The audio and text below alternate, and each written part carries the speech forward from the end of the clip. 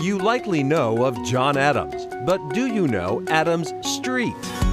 It has a lot of history. Home to presidents. It's named Adams for pretty obvious reasons. The Adamses lived on it. Hubs. People seem to know where we're located. If they're trying to give somebody directions, do you know where the Erie Pub is? You have the directions start there. More of a landmark. Parks and prime real estate. I love all the old character in this house and all the old character in a lot of these houses in this area. Adams Street runs nearly 7 miles through Quincy, Milton, and Dorchester and is packed with history.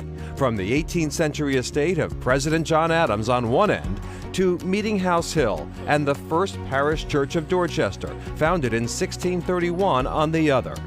In between are the grand estates of Milton. There's just so much family lore and local history wrapped up in items all around the house. And the vibrant neighborhood enclaves of Dorchester. This thoroughfare was once home to 3 presidents, one of them just briefly, but others have made pit stops on the road over the years. Yes, even the watering holes on Adams Street have a spot in the history books. Almost anybody that ever meant anything to Massachusetts politics came through these doors over the years. Probably starting with Governor Ed King that far back. And we've been lucky enough to have 2 presidents, Bill Clinton and Ronald Reagan. John Stenson is the second-generation owner of the Erie Pub in Dorchester's Adams Village. And you say Erie. I say Erie, my father would say Era, because that's the proper, but he never got anybody to really say it the proper way. Some even spell it wrong. They spell it E-R-I-E rather than E-I-R-E. Erie means Ireland in Gaelic, fitting for this traditionally Irish neighborhood.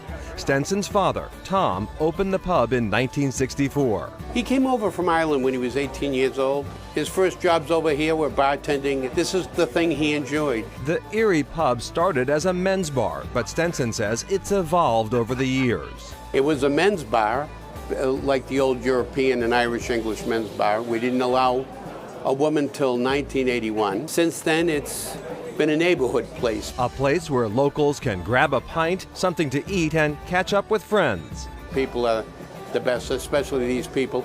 This has always been a neighborhood place. As his son looks to enter the family business, Stenson can't help but think of his father and his humble beginnings. He would be undoubtedly proud of the way it has lasted for as long as it has. He said, that is a business that will last time, and he was certainly right about that. It's also fed and watered a lot of people over the years. Yes, it certainly has. And it's given them great conversation and a great place to meet. And that's what I'm most proud of. I'm most proud of the customers that come in here. They're a statement of me and my family.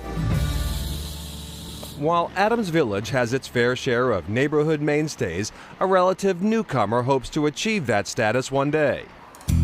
The Industry, an American bistro, opened its doors in 2017. We have steak tips and fish and Italian dishes and salads and wonderful sandwiches, great appetizers, some really good specialty cocktails. Together with owner David Arrowsmith, industry manager Brian Laird works to create an upscale yet comfortable dining experience for locals. Most of the people that we see, we might see again and again. They come in, have a nice meal, nice and quiet, nice and easygoing. Quincy resident Susan Magoon says she loves the ambiance. The wood and the lighting, and they put a lot of thought into it. It's beautiful and it's comfortable and it's very mature. Her husband, Brian Magoon, is all about the food. His go-to? Scallops, unbelievable. I have her order the scallops. I eat half her scallops. I own fish for myself. It's good food, good atmosphere. While bar stools are temporarily gone, cocktails to go are becoming increasingly popular. There's the Peachy Keen, made with peach schnapps, peach vodka, and peach puree, and the fan favorite Pineapple Express. Bartender Diane Baird says she infuses fresh pineapple with clementine vodka for 2 weeks to make this refreshing summer cocktail. Laird says the best way to enjoy it is on the industry's makeshift patio. City of Boston, when we opened, allowed restaurants to have outdoor space. We never had it. This is the first, and it actually works really well. A new addition to ever-evolving Adams Street.